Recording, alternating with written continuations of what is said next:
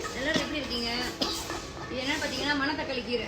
நான் வந்து கொல்லையில் நிறைய நட்டு வச்சுருக்கிறேன். டெய்லி நான் வந்து இதை வந்து பெரட்டி சாப்பிடுவேன். நெத்திப்படி போட்டு பேட்டுவேன், பருப்பு போட்டு பேட்டுவேன், தேங்காய் போட்டு பேட்டலாம். இப்போ இன்றைக்கி வந்து நெத்திப்படி போட்டு சொதி வைக்க போகிறேன் வீட்டுக்கு. ஸோ ஏன்னா இது வந்து ரொம்ப பேர் சாப்பிட மாட்டீங்கன்னு தெரியல. மணத்தக்காளி கீரை உடம்புக்கு ரொம்ப நல்லது, வயிற்று புண்ணுக்கெல்லாம் ரொம்ப நல்லது. இது சமைச்சு பிள்ளைங்க சாப்பிட்டாலும் ரொம்ப நல்லது ஃப்ரெண்ட். இதெல்லாம் சமைச்சு கொடுங்க வீட்டில். ஓகே, பார்த்தீங்கன்னா கொஞ்சமாக, அதாவது ரொம்ப வேண்டாம் கசக்கும். நான் வந்து என்னோட 3 கை அளவுக்கு அது பார்த்தீங்கன்னா ஒரு 1/2 கிலோ இருக்கும். ஸோ கொஞ்சமாக கடுதளி போட்டுக்குங்க. ஓகே, நெத்திப்பொடி நல்லா அலசி கொஞ்சம் போட்டுக்குங்க. நெத்திப்பொடி மொதல் போட்டுருங்க, ஏன்னா அது மெதுவாக வேகணும். அப்போ தான் வந்து நல்லா வாசனையாக இருக்கும் கறி. நெத்திப்பொடி போட்டுட்டு அதுக்கப்புறம் பாருங்க, பூண்டு இந்த மாதிரி பூண்டு நறுக்கி வச்சுருக்கேன். நிறைய பூண்டு போட்டுக்குங்க. நான் அதுக்கு வந்து இஞ்சி போட மாட்டேன், நீங்கள் போடணுன்னா போட்டுக்கலாம். நான் பூண்டு ஒண்டி போடுறேன். இந்த நெத்திப்பொடியோடு சேர்த்து சின்ன வெங்காயம், நான் ஒரு 10 வெங்காயம் எடுத்து சின்ன வெங்காயத்தை இந்த மாதிரி வெட்டியிருக்கேன்.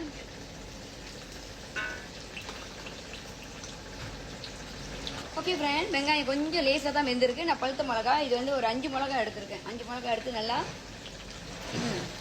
நீட்டாக வெட்டிக்குங்க. ரொம்ப சின்னதாக வெட்டினா அப்புறம் பிள்ளைங்க சாப்பிட்றப்ப கடிச்சிருவாங்க. அதனால வந்து இப்படி வெட்டி காமிக்கிறவங்களுக்கு. நான் வீட்டுக்கு வெட்டினா சின்ன சின்னதாக வெட்டுவேன். நீங்கள் எப்படியும் வெட்டிக்கலாம், பொடிசாவும் வெட்டிக்கலாம். இது பார்த்தீங்கன்னா மணத்தக்காளி சொதி. ஓகே ஃப்ரெண்ட், வெங்காயம் நல்லா வதங்கிடுச்சு. நீங்கள் என்ன செய்யுங்க, ஒரு 2 தக்காளி பழம், 2 தக்காளி பழம் எடுத்து நறுக்கிக்கிங்க. நல்லா பெரிய பழமாக எடுத்துக்கிங்க.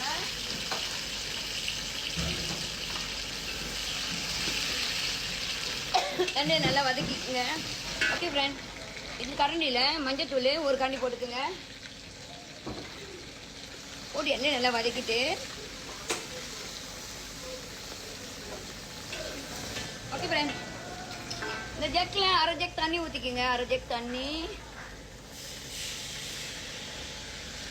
நல்லா கொதிக்கிட்டோம். அதுக்கப்புறம் தான் நம்ம தேங்காய் பால் கீரை எல்லாம் போடணும். ஓகே ஃப்ரெண்ட், மஞ்சத்தூள்லாம் நல்லா வாசனை போயிடுச்சு. நான் இதில் வந்து ஒரு 3/4 கரண்டி உப்பு போடுறேன். இந்த கரண்டியில் 3/4 கரண்டி உப்பு. அப்புறம் பார்த்தீங்கன்னா கீரை போட போகிறேன், மணத்தக்காளி கீரை.